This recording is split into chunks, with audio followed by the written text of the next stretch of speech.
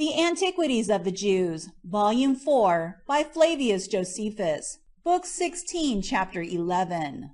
How Herod, by permission from Cæsar, accused his sons before an assembly of judges, at Berytus, and what Tiro suffered for using a boundless and military liberty of speech, concerning also the death of the young men and their burial at Alexandrium.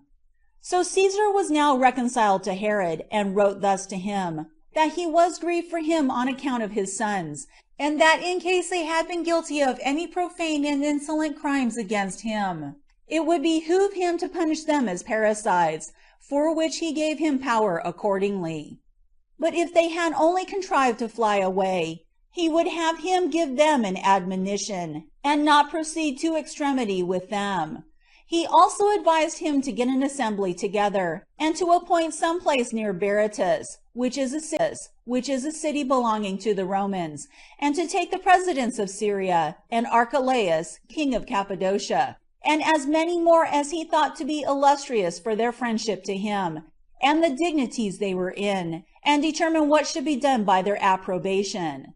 These were the directions that Cæsar gave him. Accordingly, Herod, when the letter was brought to him, was immediately very glad of Cæsar's reconciliation to him, and very glad also he had a complete authority given him over his sons. And it strangely came about, that whereas before, in his adversity, though he had indeed showed himself severe, yet he had not been very rash nor hasty in procuring the destruction of his sons, he now, in his prosperity, took advantage of this change for the better, and the freedom he had now, to exercise his hatred against them after an unheard manner. He therefore sent and called as many as he thought fit to this assembly, excepting Archelaus. For as for him, he either hated him, so that he would not invite him, or thought he would be an obstacle to his designs. When the presidents and the rest that belonged to the cities were come to Berytus, he kept his sons in a certain village belonging to Sidon, called Platana, but near to this city, that if they were called, he might produce them, for he did not think fit to bring them before the assembly. And when there were 150 assessors present, Herod came by himself alone, and accused his sons, and that in such a way as if it were not a melancholy accusation, and not made but out of necessity, and upon the misfortunes he was under. Indeed, in such a way as was very indecent for a father to accuse his sons, for he was very vehement and disordered when he came to the demonstration of the crime they were accused, the greatest signs of passion and barbarity. Nor would he suffer the assessors to consider the weight of the evidence, but asserted them to be true by his own authority, after a manner most indecent in a father against his sons, and read himself what they themselves had written, wherein there was no confession of any plots or contrivances against him, but only how they had contrived to fly away, and containing withal certain reproaches against him, on account of the ill will he bare them. And when he came to those reproaches, he cried out most of all, and exaggerated what they said, as if they had confessed the design against him, and took his oath that he had rather lose his life than hear such reproachful words. At last, he said that he had sufficient authority, both by nature and by Cæsar's grant to him, to do what he thought fit.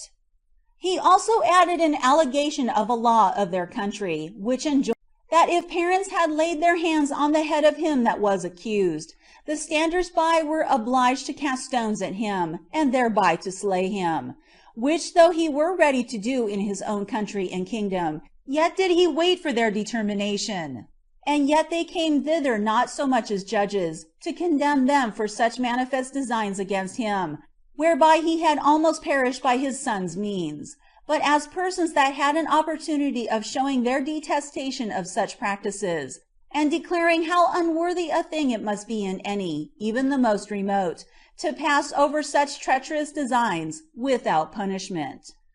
When the king had said this, and the young men had not been produced to make any defense for themselves, the assessors perceived there was no room for equity and reconciliation, so they confirmed his authority. And in the first place, Saturninus, a person that had been the consul, and one of great that had been the consul, and one of great dignity, pronounced his sentence, but with great moderation and trouble, and said that he condemned Herod's sons, but did not think they should be put to death.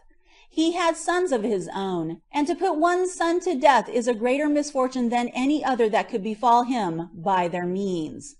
After him, Saturninus's sons, for he had 3 that followed him, and were his legates, pronounced the same sentence with their father. On the contrary, Voluminus's sentence was to inflict death on such as had been so impiously undutiful to their father, and the greatest part of the rest said the same, insomuch that the conclusion seemed to be, that the young men were condemned to die. Immediately after this, Herod came away from thence, and took his sons to Tyre, where Nicolaus met him in his voyage from Rome, of whom he inquired, after he had Herodotus, what his sentiments were about his sons, and what his friends at Rome thought of the matter. His answer was, that what they had determined to do to thee was impious, and that thou oughtest to keep them in prison, and if thou thinkest anything further necessary, thou mayest indeed so punish them, that thou mayest not appear to indulge thy anger more than to govern thyself by judgment. But if thou inclinest to the milder side, thou mayest absolve them, lest perhaps thy misfortunes be rendered incurable. And this is the opinion of the greatest part of thy friends at Rome also. Whereupon Herod was silent, and in great thoughtfulness, and bid Nicolaus sail along with him. Now as they came to Caesarea, everybody was there talking of Herod's sons, and the kingdom was in suspense, and the people in great expectation of what would become of them. For a terrible fear seized upon all men, lest the ancient disorders of the family should come to a sad conclusion, and they were in great trouble about their sufferings. Nor was it without danger to say any rash thing about this matter, nor even to hear another say it, but men's pity was forced to be shut up in themselves, which rendered the excess of their sorrow very irksome. But very silent yet was there an old soldier of Herod's, whose name was Tiro, who had a son of the same age with Alexander, and his friend, who was so very free as openly to speak out what others silently thought about that matter, and was forced to cry out often among the multitude, and said, in the most unguarded manner, that truth was perished, and justice taken away from men, while lies and ill will prevailed, and brought such a miss before public affairs, that the offenders were not able to see the greatest mischiefs that can befall men. And as he was so bold, he seemed not to have kept himself out so freely. But the reasonableness of what he said moved men to regard him as having behaved himself with great manhood, and this at a proper time also, for which reason everyone heard what he said with pleasure, and although they first took care of their own safety by keeping themselves silent, yet did they kindly receive the great freedom he took, for the expectation they were in of so great an affliction put a force upon them to speak of Tiro whatsoever they pleased. This man had thrust himself into the king's presence with the greatest freedom, and desired to speak with him by himself alone, which the king permitted him to do, where he said this: Since I am not able, O king, to bear up under so great a concern as I am under, I have preferred to use this bold liberty that I now take, which may be for thy advantage, if thou mind to get any profit by it, before my own safety, understanding gone, and left thy soul empty. Whither is that extraordinary sagacity of thine gone, whereby thou hast performed so many and such glorious actions? Whence comes this solitude and desertion of thy friends and relations? Of which I cannot but determine that they are neither thy friends nor relations, while they overlook such horrid wickedness in thy once happy kingdom. Dost not thou perceive what is doing? Wilt thou slay these 2 young men, born of thy king, who are accomplished with every virtue in the highest degree, and leave thyself destitute in thy old age, but exposed to one son, who hath very ill managed the hopes thou hast given him, and to relations, whose death thou hast so often resolved on thyself? Dost not thou take notice, that the very silence of the multitude at once sees the crime, and abhors the fact? The whole army and the officers have commiseration on the poor unhappy and abhors the fact? The whole army and the officers have commiseration on the poor unhappy youths, and hatred to those that are the actors in this matter. These words the king heard, and for some time with good temper. But what can one say? When Tero plainly touched upon the bad behavior and perfidiousness of his domestics, he was moved at it. But Tero went on further, and by degrees used his unbounded military freedom of speech, nor was he so well disciplined as to accommodate himself to the time. So Herod was greatly disturbed, and seeming to be rather reproached by this speech, than to be hearing what was for his advantage, while he learned thereby that both the soldiers abhorred the thing he was about, and the officers had indignation at it, he gave order that all whom Tero had named, and Tero himself, should be bound and kept in prison. When this was over, one Tryphor took the opportunity, and came and told the king, that Tero would often have persuaded him, when he trimmed him with a razor, to cut his throat, for that by this means he should be among the chief of Alexander's friends, and receive great rewards from him. When he had said this, the king gave order that Tero and his son and the barber should be tortured, which was done accordingly. But while Tero bore up himself, his son, seeing his father already in a sad case, and had no hope of deliverance, and perceiving what would be the consequence of his terrible sufferings, said, that if the king would free him and his father from these torments, for what he should say, he would tell the truth. And when the king had given his word to do so, he said that there was an agreement made, that Tero should lay violent hands on the king, because it was easy for him to come when he was alone, and that if, when he had done the thing, as was not unlikely, it would be an act of generosity done in favor of Alexander. This was what Tero's son said, and thereby freed his father from the distress he was in.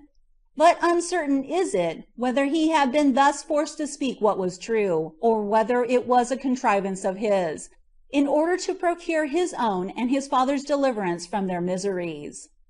As for Herod, if he had before any doubt about the slaughter of his sons, there was now no longer any room left in his soul for it, but he had banished away whatsoever might afford him the least suggestion of reasoning better about this matter, so he already made haste to bring his purpose to a conclusion. He also brought out 300 of the officers that were under an accusation, as also Tero and his son, and the barber that accused them before an assembly, and brought an accusation against them all, whom the multitude stoned with whatsoever came to hand, and thereby slew them. Alexander also and Aristobulus were brought to Sebaste by their father's command, and there strangled. But their dead bodies were in the night time carried to Alexandrium, where their uncle, by the mother's side, and the greatest part of their ancestors, had been deposited.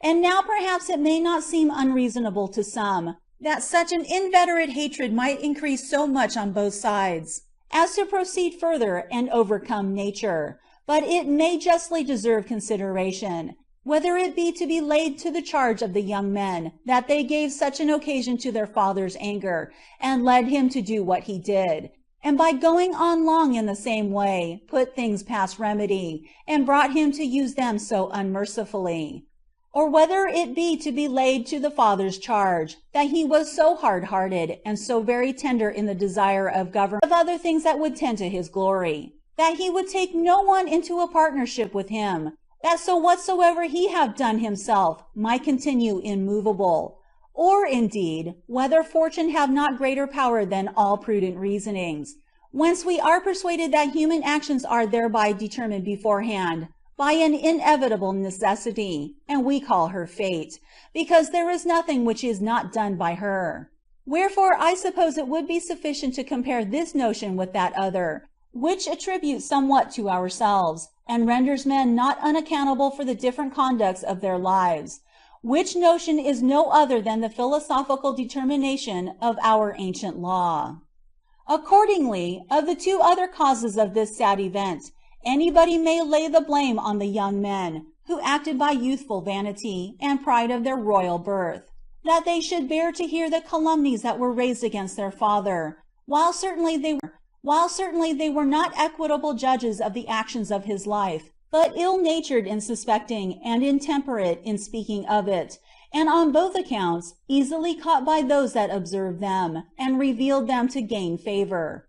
Yet cannot their father be thought worthy excuse, as to that horrid impiety which he was guilty of about them, while he ventured, without any certain evidence of their treacherous designs against him, and without any proofs that they had made preparations for such attempt, to kill his own sons, who were of very comely bodies, and the great darlings of other men, and no way deficient in their conduct, whether it were in hunting, or in warlike exercises, or in speaking upon occasional topics of discourse. For in all these they were skillful, and especially Alexander, who was the eldest. For certainly it had been sufficient, even though he had condemned them, to have kept them alive in bonds, or to let them live at a distance from his dominions in banishment, while he was surrounded by the Roman forces, which were a strong security to him, whose help would prevent his suffering anything by a sudden onset, or by open force.